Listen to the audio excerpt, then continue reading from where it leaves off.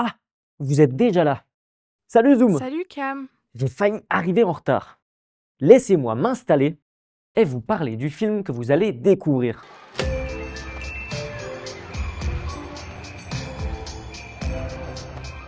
Salut et bienvenue dans le Petit Focus, l'émission du dispositif École et Cinéma. Je suis Cam et je suis accompagné de mes deux fidèles compagnons, Zoom et Perchi.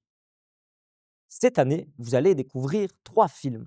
Et aujourd'hui, nous vous présentons La Belle et la Bête, un film de Jean Cocteau. Pour sauver son père d'une mort certaine, la jeune et naïve Belle doit vivre avec la Bête, un monstre à corps d'homme et tête de lion qui vit dans un château isolé. Zoom, dis-nous ce que tu as pensé du film. J'ai adoré. Souvent, nous pouvons reconnaître les méchants par leur apparence physique. Poilus, chauves, déformés ou avec des cicatrices, ils sont aussi laids que méchants. Comme Scar dans Le Roi Lion, Dark Vador dans Star Wars ou encore la sorcière dans Blanche-Neige. Cependant, dans La Belle et la Bête, nous découvrons que la bête n'est pas forcément ce que l'on pense. Son apparence physique va le classer dans le camp des méchants dès le début. Ça s'appelle la stigmatisation. Comme il ressemble à un monstre, on va s'attendre à ce qu'il agisse comme tel. C'est un peu facile comme association, non ? Le monstre n'est pas toujours celui qu'on pense. En parlant de l'apparence des personnages, je voulais vous parler des étapes d'habillage, maquillage et coiffure. Elles permettent de construire l'image du personnage, qui est très importante. C'est ce que l'on voit en premier en tant que spectateur. Le grand Jean Marais, qui interprète la bête, était maquillé pendant 5 heures chaque jour pour ressembler au monstre mi-animal, mi-humain.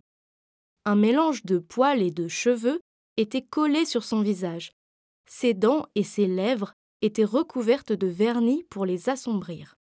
Mais c'était pas dangereux? Et si, la colle et le vernis ont même blessé le visage de l'acteur.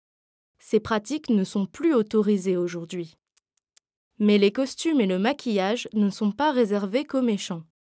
Belle est montrée comme étant la plus douce et la plus gentille de la famille.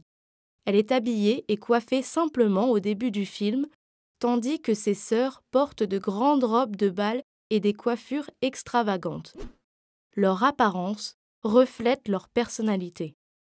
Alors pensez à faire attention à tous ces détails pendant votre visionnage. Et si le film vous a plu, voici les petites recos. Vous pouvez regarder le film Peau d'âne, réalisé par Jacques Demy, ou encore lire les romans Les Malheurs de Sophie et Les Petites Filles Modèles, écrits par Madame la Comtesse de Ségur.